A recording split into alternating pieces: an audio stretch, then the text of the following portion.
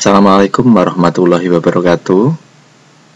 Kali ini saya akan berbagi tips cara mudah menemukan ide pokok paragraf.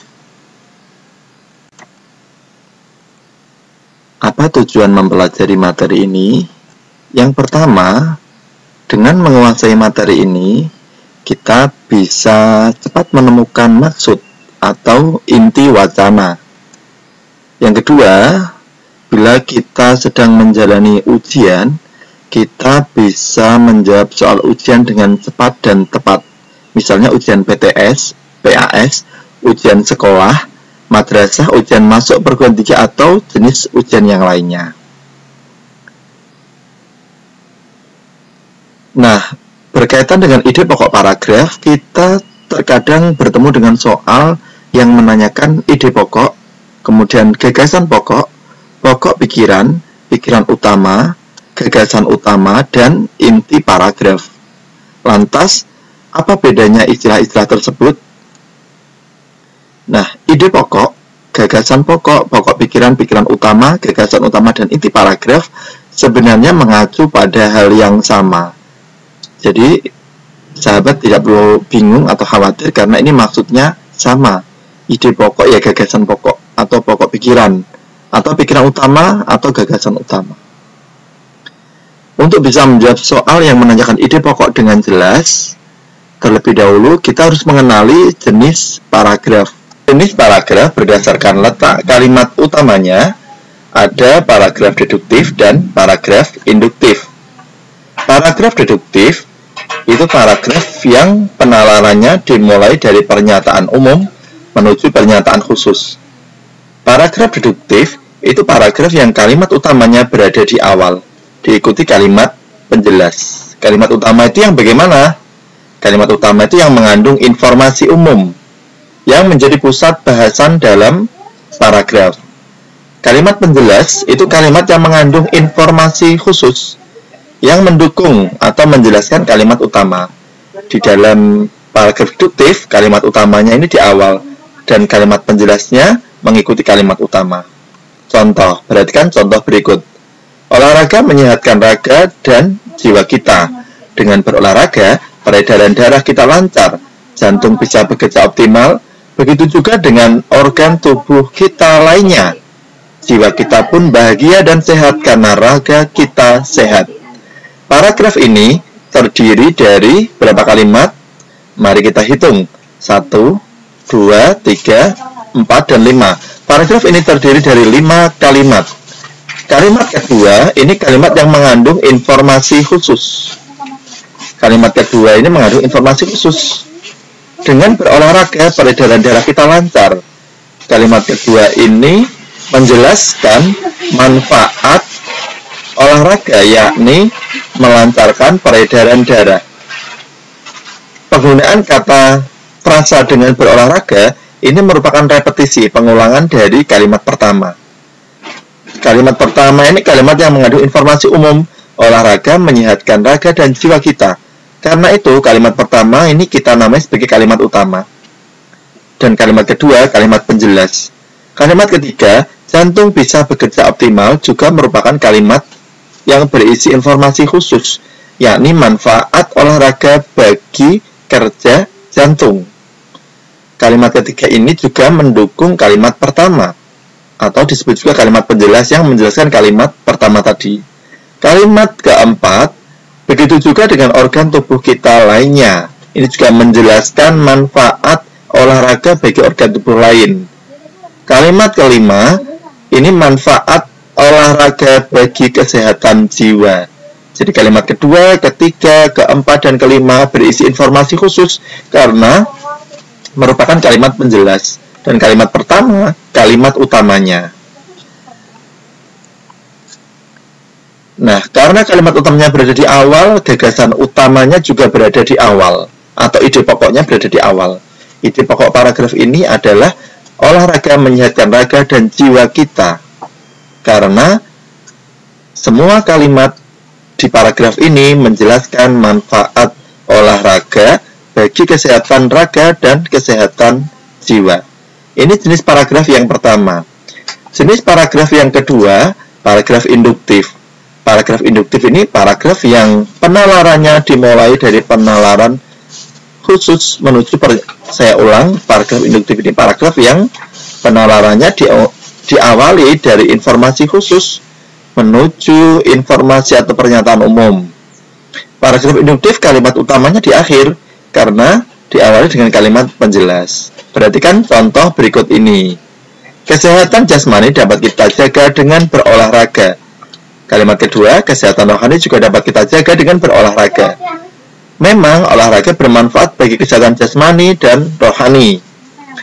Kalimat pertama ini mengandung informasi khusus, yakni manfaat olahraga bagi kesehatan jasmani. Kalimat kedua juga berisi informasi khusus juga, yakni manfaat olahraga khusus bagi kesehatan rohani. Jadi kalimat pertama, kedua ini kalimat penjelas. Dan kalimat ketiga berisi informasi umum. Karena itu kalimat ketiga ini merupakan kalimat utamanya. Jadi kalimat utama paragraf ini adalah di kalimat ketiga. Ide pokoknya adalah olahraga bermanfaat bagi kesehatan jasmani dan rohani. Pada prinsipnya, dalam kalimat utama terdapat gagasan utama, dan di dalam kalimat penjelas terdapat gagasan penjelas. Kita sudah belajar menemukan ide pokok paragraf dan mengenali dua jenis paragraf. Saatnya berlatih. Perhatikan wacana berikut. Kalau ada soal yang paragrafnya panjang, sebaiknya kita tidak membaca paragrafnya terlebih dahulu, tapi kita baca apa pertanyaan setelah paragraf itu. Sehingga dengan cara ini diharapkan kita bisa memangkas waktu pengerjaan soal.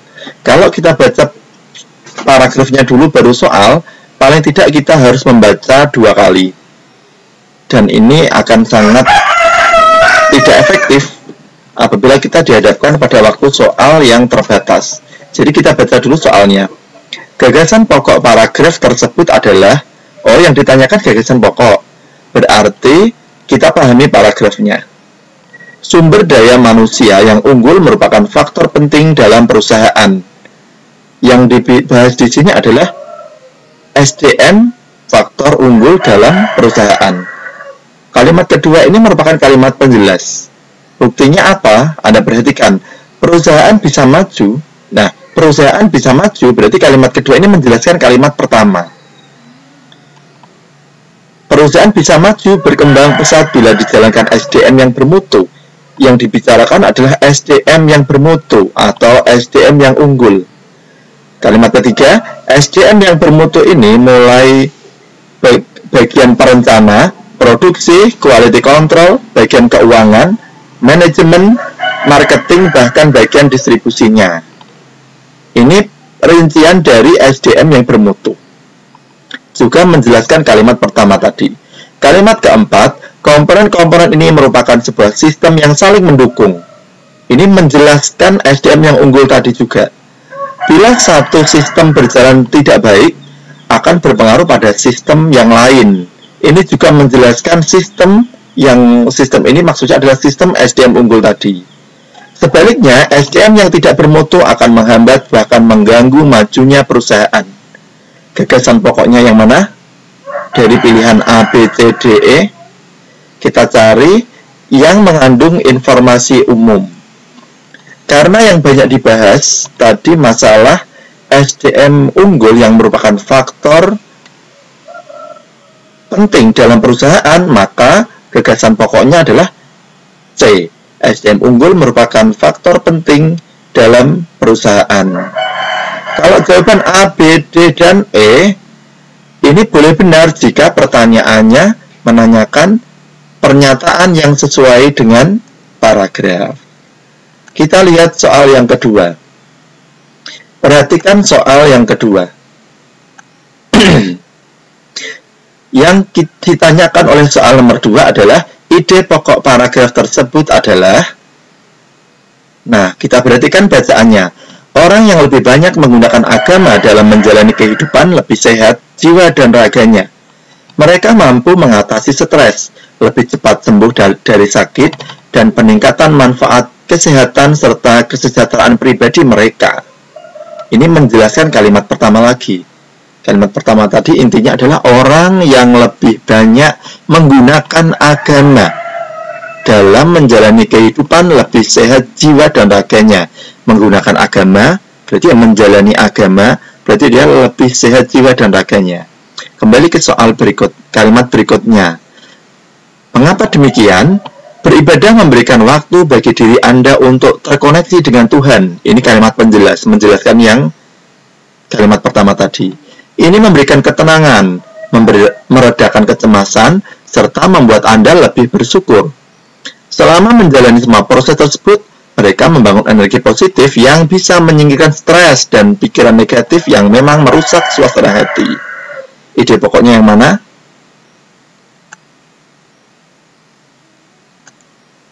Nah, jawabannya adalah C. Kenapa C? Karena C ini berisi informasi umum yang cocok dengan semua kalimat dalam paragraf yang menjadi pokok bahasan dalam paragraf. C menjalani hidup berdasarkan agama menjadikan orang lebih sehat. Menjalani berarti dia menggunakan agama dalam menjalani hidup ini ya. Jadi jawabannya C. Kalau yang A, orang dengan agama lebih mampu mengatasi stres dan sembuh dari sakit. Ini kurang spesifik, kurang umum ya. Ini orang dengan agama lebih. Orang dengan agama lebih mampu. Kalau yang C, menjalani agama. Menjalani hidup maksud saya, berdasarkan agama, menjadikan orang lebih sehat. Sehat ini berarti ya sehat, tidak sakit, tidak stres, dan yang lainnya. Kesan umumnya itu C, sehingga ide pokoknya itu C. Soal nomor 3, perhatikan soal nomor 3. Yang ditanyakan adalah ide pokok paragraf di atas adalah, nah, perhatikan paragrafnya. Virus corona yang menyebar begitu cepat dan massal di seluruh dunia telah menaikkan popularitas metode cuci tangan sebagai cara mudah mencegah penularan berbagai penyakit infeksi termasuk COVID-19.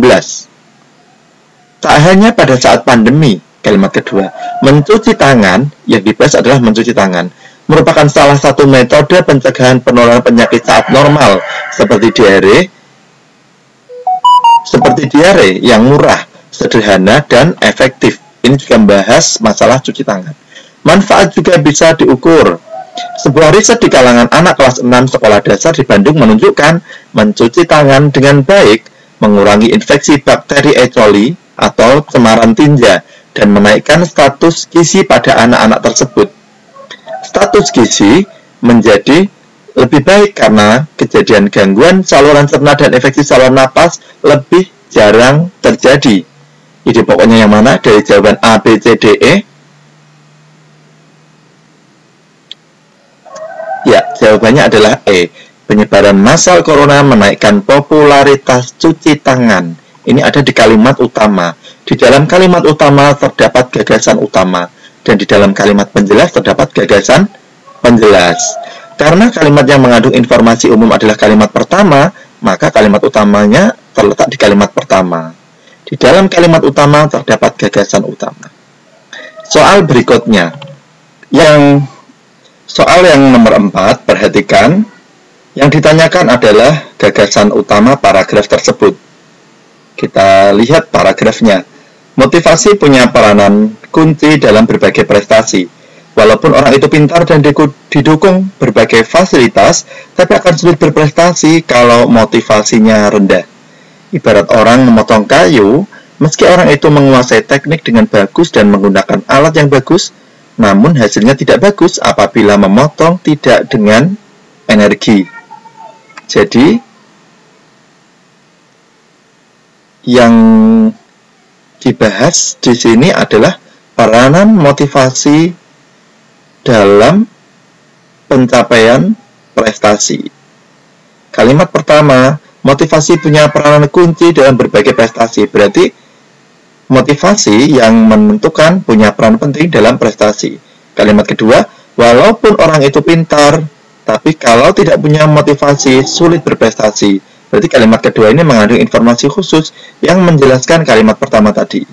Kalimat ketiga, keempat, ini sebuah analogi persamaan. antara motivasi orang sehingga bisa berprestasi, sementara yang kalimat ketiga ini merupakan analogi persamaannya. Persamaan orang yang mau motong kayu tapi tidak dengan energi. Jadi gagasan utamanya yang mana? A, B, C, D, E. Yang benar adalah B. Kunci berbagai prestasi adalah motivasi. Ini ada di kalimat utama. Di dalam kalimat utama terdapat gagasan utama, dan di dalam kalimat penjelas terdapat gagasan penjelas. Jawaban A, orang pintar tidak sulit menggali motivasi, tidak sesuai dengan bacaan dan tidak terdapat dalam bacaan. C, orang tidak pintar tidak punya motivasi, juga tidak terdapat dalam bacaan. Yang D, motivasi membutuhkan energi biar berhasil. Motivasi membutuhkan, tidak ada kaitan antara energi dan motivasi di sini. Ini penggunaan energi ini hanya sebuah analogi. Jadi yang D, yang E pun sama. Memotong kayu harus dengan alat yang bagus. D dan E ini kalimat penjelas, hanya gagasan penjelas, tidak menjadi gagasan utama dalam paragraf. Jadi jawabannya B. Soal berikutnya, perhatikan. Yang ditanyakan adalah gagasan umum paragraf tersebut adalah gila kerja berbeda dengan orang yang bekerja keras. Bedanya, kerja keras merupakan sebuah sikap yang dimiliki orang agar bisa mendapatkan apa yang ingin dicapainya. Sementara, gila kerja memiliki makna yang cenderung unsur kompulsif dan juga adiktif. Kompulsif menandakan bahwa orang itu memiliki tekanan batin atau dorongan agar bisa bekerja dengan lebih giat. Sedangkan adiktif mengacu pada ketagihan atau kecanduan pada pekerjaan yang sangat digemari. Gila kerja bisa dialami oleh orang kantor, penulis, dan seniman. Nah, menurut kalian jawabannya apa? Ya, jawabannya benar adalah C. Sekarang, gampang kan menentukan ide pokok? Saatnya kita berlatih kembali. Soal nomor 6 dan sampai nomor 10 berikut ini, silakan kerjakan, kemudian jawabannya tulis di kolom komentar ya. Nomor 6 berupa soal pilihan ganda. Silakan tentukan inti paragrafnya. Soal nomor 7. Soal nomor 7, perhatikan. Bacaannya panjang. Yang ditanyakan ide pokok paragraf tersebut adalah cara mengerjakannya sama dengan tadi.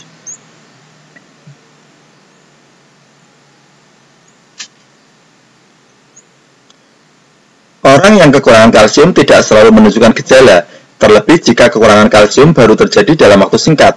Namun, pada sebagian orang, terutama yang sudah kekurangan kalsium dalam jangka panjang, kondisi ini dapat terlihat dari beberapa gejala berikut: kesemutan, kram dan nyeri otot, kejang, gangguan psikologis, kuku dan rambut rapuh, mudah lelah, tulang rapuh dan mudah patah, meskipun tidak mengalami cedera berat. Kekurangan kalsium dalam jangka panjang dapat meningkatkan risiko beberapa penyakit yang lebih serius, antara lain osteoporosis, patah tulang, penyakit rakitis, jantung dan tekanan darah tinggi, bahkan kanker. Ini berarti kalsium adalah zat gizi penting yang dibutuhkan tubuh. Tentukan ide pokok paragraf tersebut. Berikutnya soal nomor 8. Sejalan dengan perkembangan teknologi, internet kini telah menjadi bagian penting dari kehidupan sehari-hari banyak orang. Jika awalnya digunakan sebagai salah satu sarana komunikasi, kini internet pun populer untuk mencari informasi hingga membeli produk. Lihat saja situs eBay yang sukses menghubungkan jutaan penjual dan pembeli di seluruh dunia, atau Amazon.com yang populer di kalangan penggemar buku. Melihat semakin meningkatnya pengguna internet di Indonesia, memanfaatkan internet untuk mengembangkan bisnis adalah langkah yang cukup menjanjikan. Gagasan utama paragraf tersebut apa? Silakan tentukan. Soal nomor 9. Bisa menjadi bos untuk diri sendiri? Ini yang ditanyakan gagasan pokok ya. Bisa menjadi bos untuk diri sendiri, waktu kerja yang fleksibel dan penghasilan tak terbatas adalah sebagian dari iming-iming yang ditawarkan saat menjadi seorang wirausahawan. Memang menggoda. Namun untuk mampu menjalankannya dengan sukses, Anda harus tahu betul pro dan kontra dari bekerja sebagai pegawai dan menjadi wirausahawan. Bekerja untuk sebuah organisasi atau perusahaan menawarkan sistem yang jelas serta sumber daya yang mendukung pekerjaan Anda. Selain itu, Anda juga akan mendapatkan pendapatan tetap setiap bulan serta berbagai fasilitas. Namun tentu saja Anda harus tunduk pada semua peraturan yang ada, suka atau tidak suka. Sebaliknya, jika berbisnis sendiri, meski memiliki lebih banyak kebebasan, namun Anda harus menciptakan sistem sendiri, memiliki disiplin diri dan komitmen yang kuat, serta siap untuk memiliki pendapatan yang tak tetap. Harus diingat pula, fleksibilitas waktu bukan berarti Anda makin santai. Memang Anda tak punya jam kantor, tapi justru harus siap 24 jam untuk mengurus bisnis Anda. Inilah perbedaan menjadi wirausahawan dengan karyawan. Tentukan gagasan pokoknya. Soal terakhir, soal nomor 10. Mengunjungi tempat bersejarah, yang ditanyakan inti paragraf ya. Mengunjungi tempat bersejarah di Indonesia maupun di bagian dunia manapun dapat membantu si kecil mengenal dan mencintai budayanya sendiri, sekaligus menghargai budaya lain yang berbeda. Si kecil akan mendapat kesempatan untuk secara langsung mempelajari mengenai latar belakang suatu budaya yang tentunya akan membantunya memahami dan menghargai budaya tersebut. Misalnya, dengan berkunjung ke museum wayang, si kecil dapat belajar mengenai wayang dari berbagai daerah dan negara dengan cara yang menyenangkan, sehingga membuatnya tertarik terhadap wayang. Tentukan inti paragraf tersebut.